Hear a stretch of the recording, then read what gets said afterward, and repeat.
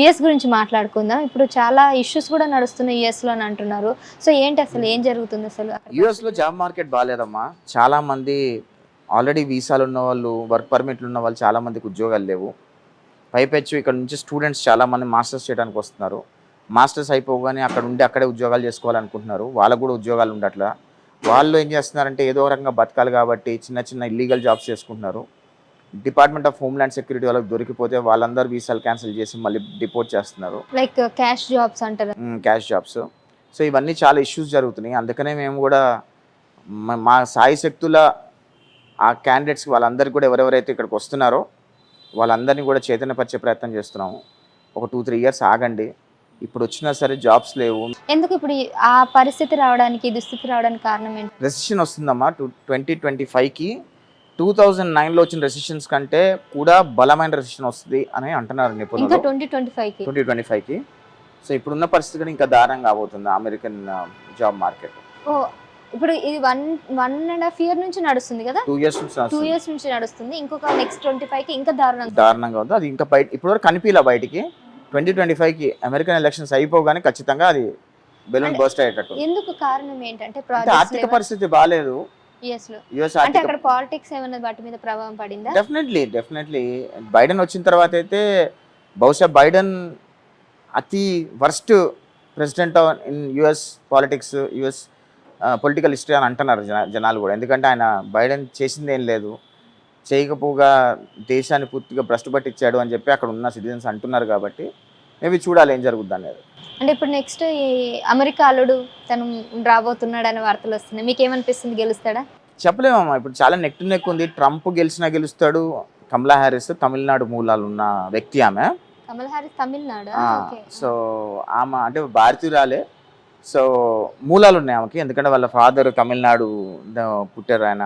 దాని తర్వాత వీళ్ళందరూ అక్కడికి వెళ్ళి సెటిల్ అవ్వటం ఇవన్నీ ఉన్నాయి. బట్ చెప్పలేము ఎందుకంటే పాలిటిక్స్ చాలా నెక్ టు నెక్ నడుస్తున్నాయి ఇప్పుడు. కమల్ హారిస్ గెలిచే అవకాశాలు. కమలా హ్యారిస్ గెలిచే అవకాశాలు కూడా ఉన్నాయి. ట్రంప్ గెలిచే అవకాశాలు కూడా ఉన్నాయి. నెక్ టు నెక్ ఉంది. ఎటు వెళ్తుందో తెలియదు. మీకేమనిపిస్తుంది, ట్రంప్ గెలిస్తే బెటరా, కమల్ హారిస్ గెలిస్తే? ప్రస్తుతానికి అయితే ట్రంప్ గెలిస్తే బెటర్ అనిపిస్తుంది. ఎందుకంటే ఒకప్పుడు తను ఉన్నప్పుడు చాలా అంటే కొంచెం విదేశాలు బయట కంట్రీస్కి చాలా అమెరికా అనేది పవర్ఫుల్గా కనిపించేది ట్రంప్ ఉన్నప్పుడు. ఒకవేళ ట్రంప్ కనుక 2023లో ఎలక్షన్స్ జరిగినప్పుడు గెలిచి ఉండుంటే, 2019 ఎలక్షన్స్ గెలిచి ఉండుంటే ఖచ్చితంగా ఈ ఇరాక్ మధ్యలో అదేవిధంగా ఈ వార్స్ ఏవైతే ఇజ్రాయెల్ యుద్ధం అవన్నీ జరిగి ఉండేవి కాదు. ఇప్పుడు రష్యా యుద్ధాలు. సో బైడెన్ వచ్చిన తర్వాతనే ఇవన్నీ స్టార్ట్ అయినాయి. అంటే బైడెన్ అంత పవర్ఫుల్గా బిహేవ్ చేయలేకపోయాడని నా అభిప్రాయం. ఓకే, ఇతను నుండి కొద్దిగా భయపడేవారు వేరే వార్స్ కంట్రీస్ వచ్చింది ఏం కాదు. సో ఇన్ కేస్ ఒకవేళ మీరు అన్నట్టు ఇప్పుడు నెక్స్ట్ ఎప్పుడు ఉన్నాయండి ఎలక్షన్స్? నెక్స్ట్ ఈ అక్టోబర్, నవంబర్ ఉన్నాయి. ఒకవేళ మీరు అన్నట్టు ట్రంప్ కనుక వస్తే రిసెషన్ ఏమైనా మారే అవకాశం ఉందా? 25లో భయంకరంగా ఉంది. ట్రంప్ బిజినెస్ మ్యాన్ కాబట్టి మేబీ కొద్దిగా ఏమైనా ఆలోచించి మార్కెట్ని సెట్ చేసే అవకాశాలు ఉంటాయి అని అనుకుంటున్నారు. నిపుణులు కూడా అదే అంటున్నారు. అదే డెమోక్రాట్స్ గెలిస్తే రెసిషన్ అయితే ఖచ్చితంగా వస్తుందనే అభిప్రాయంలోనే ఉన్నారు. చూడాలి ఏం జరుగుతుంది అనేది. ఇంకా it's too early to talk. In case మీరు అన్నట్టు 2025లో కనుక పరిస్థితి ఇంకా దారుణంగా ఉన్నట్లయితే ఏంటి తెలుగు వాళ్ళ పరిస్థితి, ఆంధ్ర వాళ్ళ పరిస్థితి అక్కడ మరి? అంటే ఏం లేదమ్మా, ఎక్కడున్నా సరే తెలుగు వాళ్ళే కాదు, భారతీయులే, మన భారతీయులనే కాదు. అమెరికా ఏంటంటే ల్యాండ్ ఆఫ్ ఆపర్చునిటీస్, ఇమిగ్రెంట్స్ ఎక్కువ ఉంటారు. మనకే కాదు, అది అందరికీ ఇంపాక్ట్ అవుతుంది. కాకపోతే ఏంటంటే మనం జాగ్రత్తలు చెప్తున్నాము. ఉంటే మంచిది, వింటే మంచిది, లేదంటే వాళ్ళు వచ్చి ఇబ్బందులు పడతారు. అంత మించి ఏం లేదు. ఇప్పుడు వచ్చే స్టూడెంట్స్కి కానీ లేకపోతే జాబ్ పర్పస్ అక్కడికి రావాలని అనుకున్న వాళ్ళకి ఓ 3 ఇయర్స్ ఆగితే బాగుంటుందమ్మా. ఒక 3 సంవత్సరాలు ఆగితే బాగుంటుంది. మాస్టర్స్ చేసే వాళ్ళు కూడా ఇక్కడ ఉద్యోగాలు చేసి ఎక్స్పీరియన్స్ తెచ్చుకొని మాస్టర్స్ చేసి మళ్ళీ ఏమంటే జాబ్ చేస్తే ఇక్కడ ఎక్స్పీరియన్స్ వాళ్ళకి కౌంట్ అవుతుంది. ఆల్రెడీ చేసిన ఎక్స్పీరియన్స్ కౌంట్ అవుతుంది. మళ్ళీ మాస్టర్స్ ఉంటుంది కాబట్టి మళ్ళీ మాస్టర్స్ అయిపోయిన ఉద్యోగాలు ఎత్తుకోవడానికి already past work experience help అవుతుంది కాబట్టి బాగుంటుంది. ఎందుకంటే ఇప్పుడు డైరెక్ట్గా ఇంజనీరింగ్ అయిపోయిన మాస్టర్స్కి వచ్చి మాస్టర్స్ అయిపోయిన ఉద్యోగాలు లేకుండా అక్కడ ఖాళీగా ఉండి ఏమీ చేయలేక క్యాష్ జాబ్ చేసి అక్కడ పట్టుబడిపోయి ఎందుకు అవన్నీ తలకాయ నొప్పులు అవసరం లేదు. ఇక్కడ ఏదైనా ఉద్యోగం చూసుకొని ఆ ఎక్స్పీరియన్స్ తెచ్చుకొని దాని తర్వాత మాస్టర్స్ చేస్తే బాగుంటుంది. అక్కడ ఈవెన్ ఫుడ్ కూడా చాలా ప్రాబ్లం అవుతుంది. రైస్ కూడా దొరకట్లేదు. చాలా ఇబ్బందికరంగా ఉంది. ఏం లేవు. ఒకప్పుడు అది జస్ట్ అదొక మాఫియాగా క్రియేట్ అయింది. రైస్ లేకపోవడం అది ఆల్మోస్ట్ ఒక 1 ఇయర్ పైన. బట్ అవన్నీ ఏం లేవండి.